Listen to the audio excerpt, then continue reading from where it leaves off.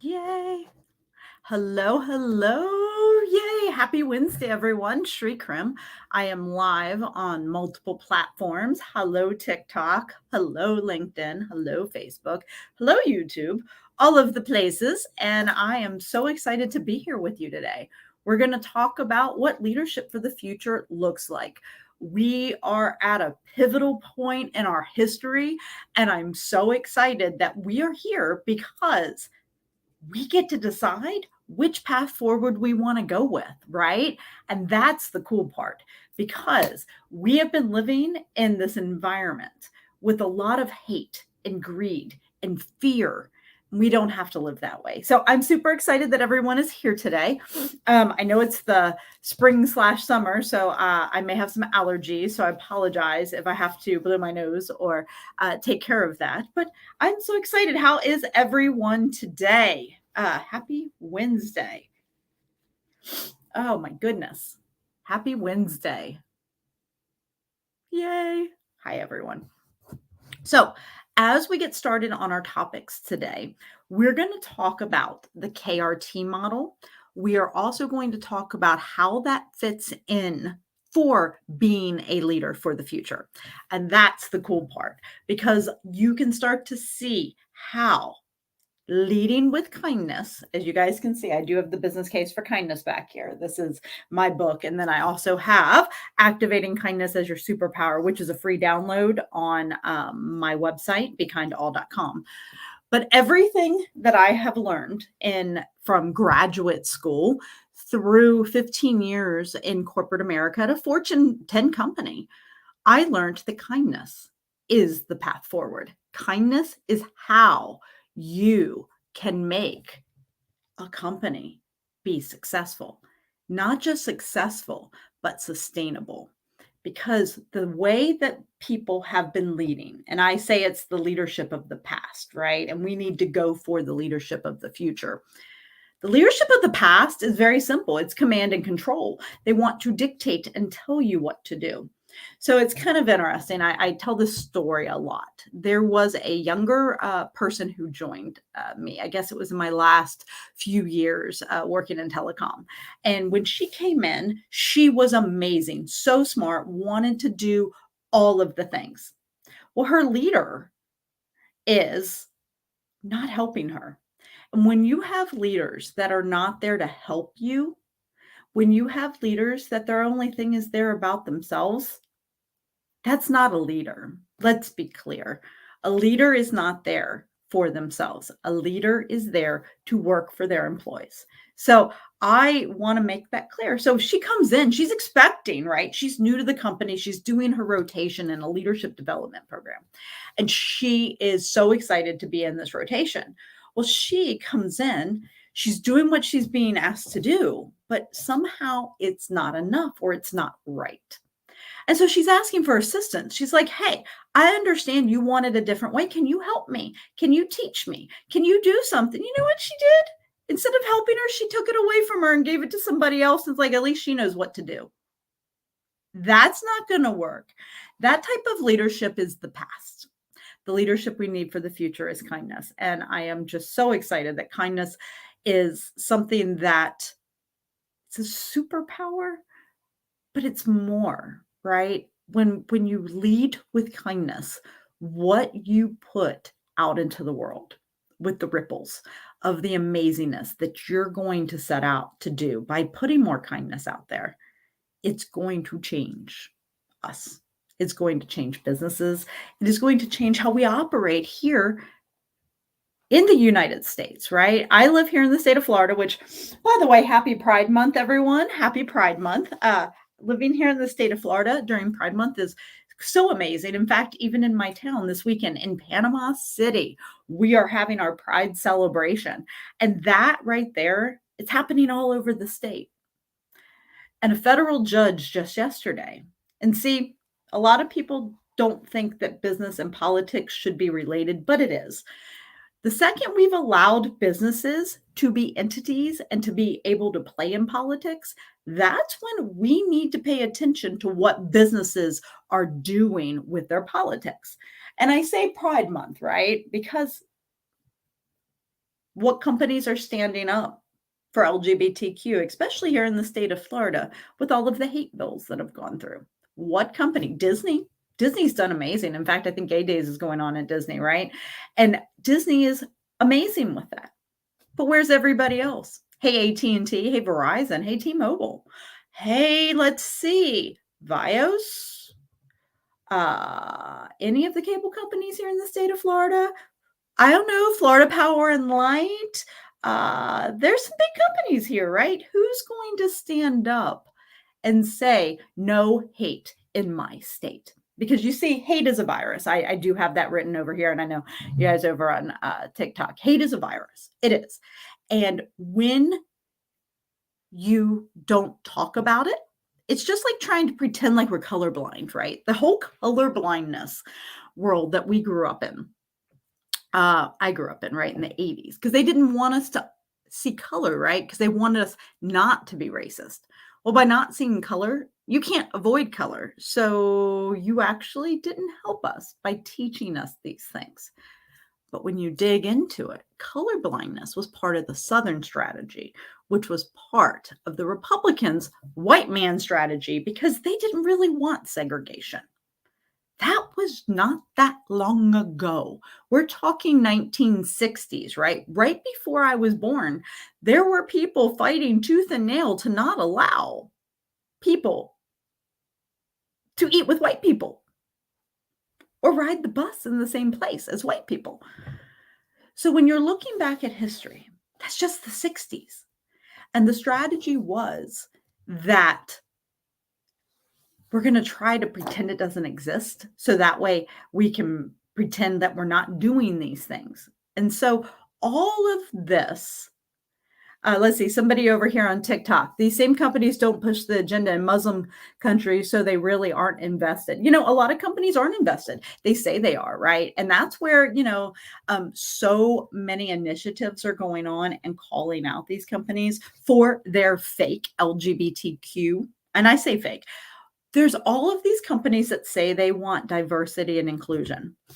Hi, everyone. My name is Shree Krim. If you would like true diversity and inclusion, I'm here to help you, because true diversity and inclusion means changing the rules for how your company operates.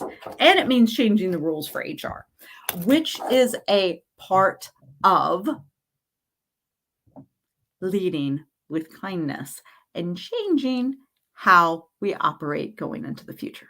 So here in the past leadership, command and control, I tell you what to do. I think all of us know that is not going to work anymore. The future is kind, and the future, it means more nurturing, more equitable, more working together. And that way to do that immediately in every single company right now is a pay audit. I'm ready to help anybody who wants to do a true pay audit, because if you actually do a pay audit, you're going to see your discrimination in pay that you have.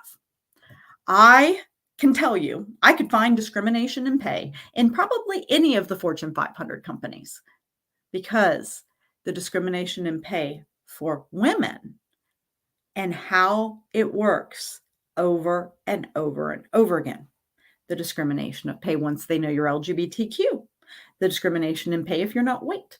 There are discriminations in pay. And the funny part is, and I say this funny in this way, not funny, haha, is HR knows it, because they have these humongous pay grades that they put you in, right? These humongous pay grades. Well, that way, as long as you're in the pay grade, you're doing well. You know what? There is absolutely no reason. No reason. And let's be clear. If we think there's a reason, if you and a counterpart are doing the same exact job, shouldn't you get paid the same exact pay? Now, all right, you have 5 years more seniority than somebody else. Then yes, you should be rewarded with more pay because you have been at that job for 5 years. Absolutely, you should. But that's not how we think about it. Here in my area, I laugh. And I'm out there. Anybody who wants to help at the Burger King, the McDonald's, the Wendy's, they hire people making one wage.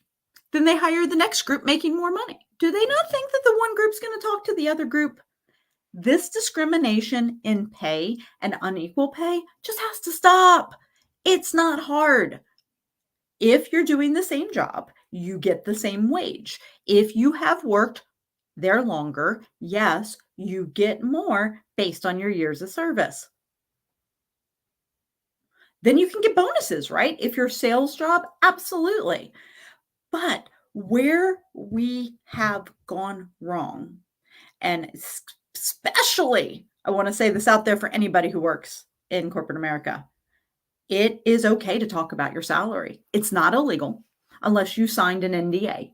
Otherwise, you can talk about your salary. In fact, you should. I would like every woman to talk about their salary because you don't know what you don't know. Talk about it.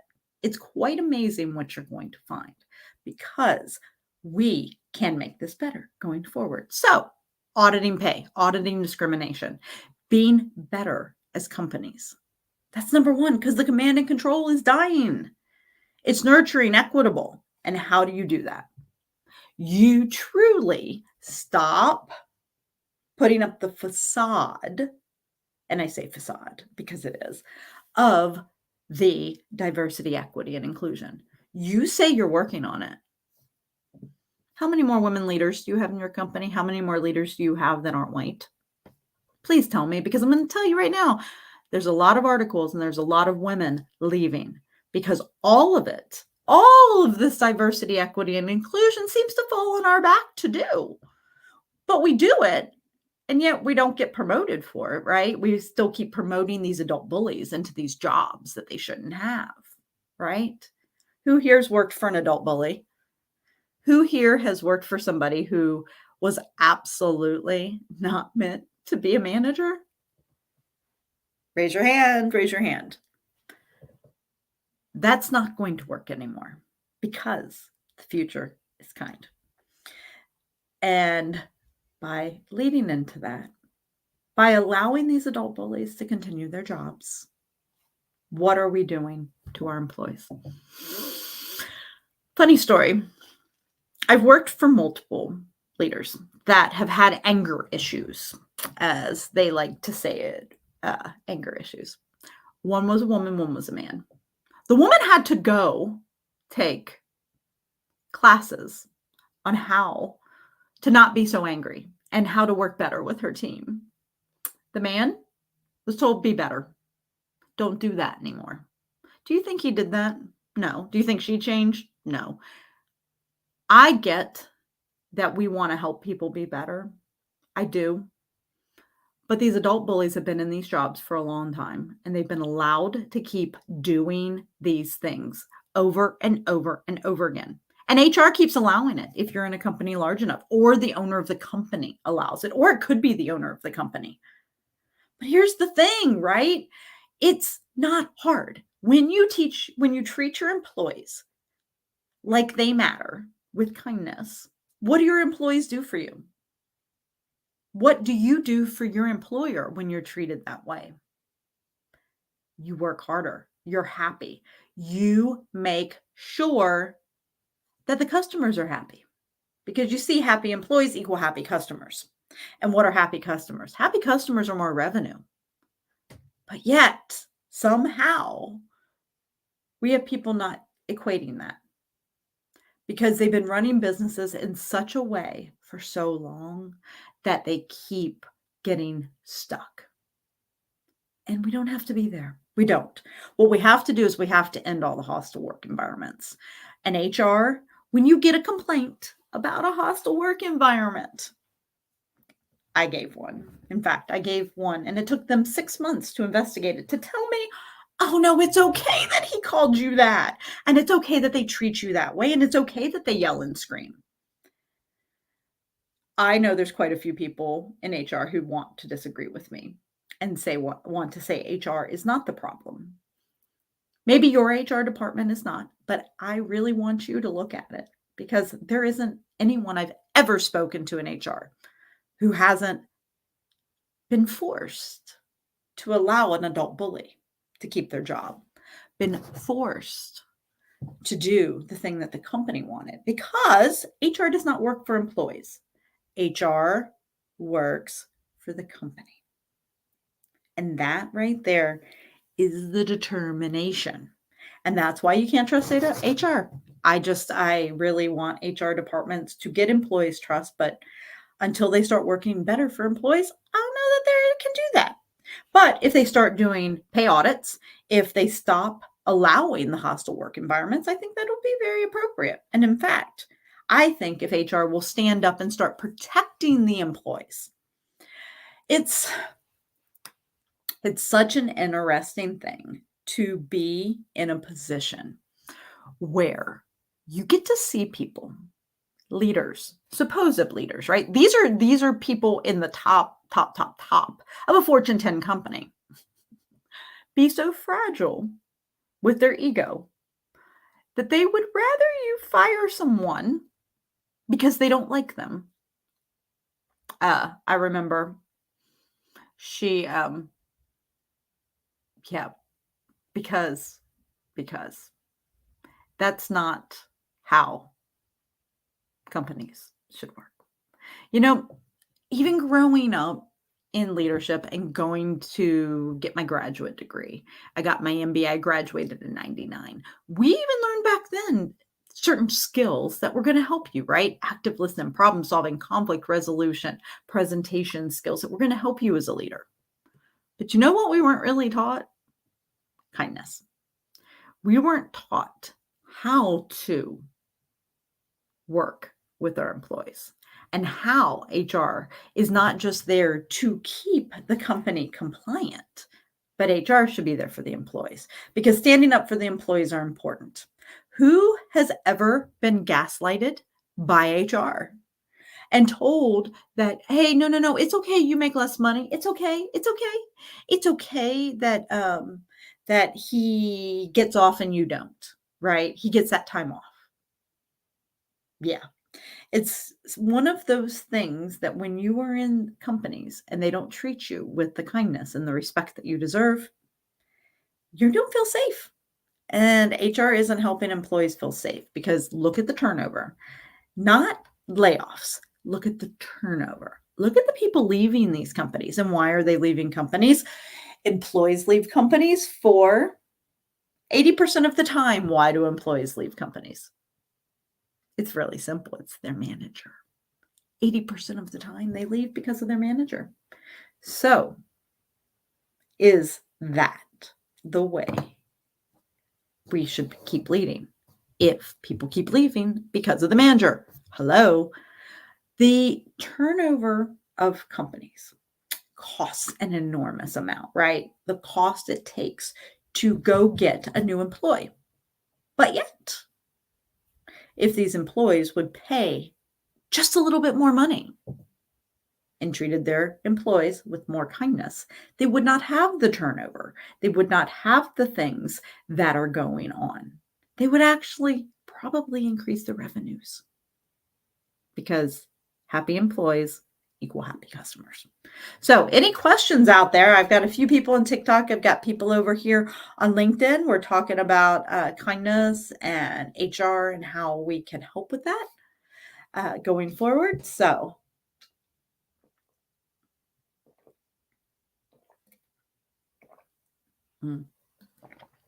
happy Pride, everyone. It is Pride Month. If you are not aware, I do have my awesome flag up there. I hope that everyone is having a great time, great month. All right. I don't see any more comments or questions. I had a few over here on TikTok, but I don't need to go through those. So,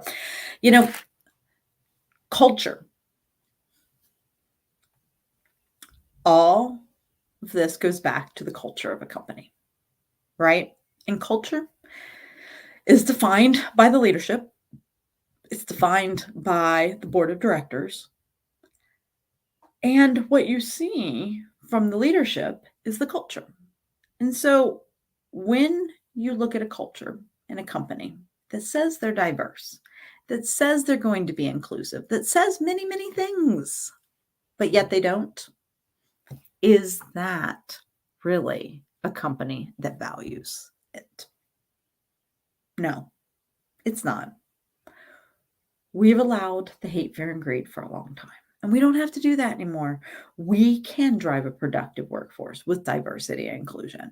And the companies that don't want diversity and inclusion is something that they're going to get left behind. Most people in the United States are very happy with how things are going with diversity and inclusion with the LGBTQ community and marriage equality and all of the things. But somehow we have a fake culture war that was started because somebody needed to create a boogeyman. And so companies, when they're doing productive workforce with diversity and inclusion, they need to step up right now into what is going on and say something. They have to, because silence equals complicity right now. And I'm not going to be silent, right? I hate is a virus. If you want one of these, they are on my Etsy shop. I believe they're on my Be Kind to All page as well, because hate is a virus. And I have a note on it that says, speak up against the hate. If not me, then who? If not now, then when? Because it comes to all of us. And I know you might not want to speak up in your workplace. I think we've been taught to keep politics out of the workplace. But politics is affecting people's lives, and businesses are allowed to be involved in politics. So why can't you talk about politics at the job? I think we should. I think everybody should start talking about their values and what they value, because driving a productive culture through diversity and inclusion means having hard conversations. Whew. I think that we can all step back and remember when the Me Too movement started. And the Me Too movement started because, well, people weren't listening. People still aren't listening. The amount of rape that happens. We don't want to talk about this, right, with the Me Too movement, but we have to talk about it because it all starts. We got to think about this in the workplace, sexual harassment, what goes on. There's a statement that I always find very thought-provoking. Every woman knows somebody who's been raped, but no man knows a rapist. But yet, sexual harassment training that works in the workplace. And, I understand that there are many people. You have your strict father morality, you have the patriarchy, you have the religion telling people that men are superior to women, and that is the way the hierarchy is supposed to go. And then you also have the people that are taught in their lives that white people are better than black people, right? Or anybody who isn't a white man, right? All of that plays into business and who we work with. Some men believe women's place should be in the home, and they resent women who are in the office, right? You you know what? TikTok, and I've talked about it before, but thank you for that. We have to talk the truth, because the United States is also becoming a hub for human trafficking. And the human trafficking isn't happening by people who are coming in from other places. It's happening right here. I live in the Panhandle of Florida, where we have the highest number of child human trafficking in the entire state of Florida. So it is something that we don't realize. And I think maybe a whole human trafficking training would be good. Understanding what human trafficking is, understand a lot of things about it. Because I think when you talk about sexual harassment and we talk about some of the normalized behaviors, I can remember a conversation between men talking about going to a strip club and talking about how far they were going to try to push those strippers to see what they could get out of those strippers. What? Yeah. That was in the workplace. That happened. That's the disgusting behavior that we have to have, and we have to step up, and we have to say something. And HR needs to say something, and HR needs to tell them they can't keep doing this, because these are the behaviors that the employees are not going to put up with anymore. This isn't hard. This isn't rocket science. This is basic human empathy and working with each other because we're all human beings. And at the end here on this new rule list for HR that I create a code of honor, ethics for employees, right? Create the culture of inclusion, disallow cheating, meaning make things public. And I say disallow cheating. Anybody who's out there who has ever worked in telecom or cable, raise your hand if you know people who slammed and crammed things onto other people's accounts. I'll keep my hand up for all of you out there who's probably been slammed and crammed, right? At the end of my amazing 15-year career in telecom, the last 6 months, most difficult, nobody would take responsibility for bad reports, for customers who never ordered something, but yet we're going to send them to collections. Yeah, that is not how you treat your customers, your employees, anybody. If you don't know what's going on as a Fortune 10 company and you're sending people to collections that don't need to be in collections, you got to start thinking about what's going on and what was wrong. And that's what I talked about, and that's what I complained about, and that's what I made sure to put out. But then again, every time they launched a new product, they do the same things, right? They make the same mistakes, and it just makes you wonder. So, and reward people for telling the truth and taking risks. Because when you don't speak up for the bad behaviors, when you allow these things to continue to happen, what are you fostering within your companies? What are you fostering within your communities? You're not fostering inclusivity. So I am just so excited. Kindness, talking about this. Any questions out there? A couple people over here on TikTok. Hello, LinkedIn. I don't think I've got anybody I see on YouTube. That's usually the one I don't have anybody on. Happy Wednesday. Talking leadership for the future. Hate is a virus. I do have that back here on a sign. Those signs are available in my shop. And I know that speaking up for the future is our path forward. Speaking up, being kind, and doing those things. So there is a free ebook on my Facebook page, and you'll see, yes, I have coffee on my copy because I have taken this copy everywhere and I drink coffee. Activating Kindness as Your Superpower. It is free on my website, bekindall.com. And in fact, I'm going to be doing 2 talks about it in coming up here in a couple of weeks over at the Bay County Library. I will also have it live on TikTok just because to see if y'all want to watch, because it's always fun on the TikTok world. You never know who's going to want to watch things. Also, on Thursday, I am doing a talk about local politics here. As you noticed, I did bring up politics. I believe that politics and business are absolutely intertwined. And so being somebody who's worked in business at a Fortune 10 company and being in the top rung of leadership, being able to come in and see politics and to be able to see what's good, what's bad, and be able to put processes in place. It's been quite fun. And I will tell you, everything's local. So if you are thinking about running for something, everything is local. Everything. You start local and then you can build your way up. Yay. Hi, everyone. Yay. So many people. All right. Any questions? Any questions?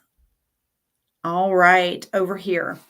What is the KRT model? Yes, I did mention that. Let me show you. So this is a different copy. I've changed the font. It doesn't have this rainbow behind it now. It's got a different part. But the KRT model is kindness, respect, and trust. This model is created, think of it just like the hierarchy of needs or moving up a ladder, right? And how you get with things. When you start at the bottom, when you're starting with kindness, you then can build from kindness into respect with your employees and then into trust. But you can't get here and here without here. Kindness is our path forward.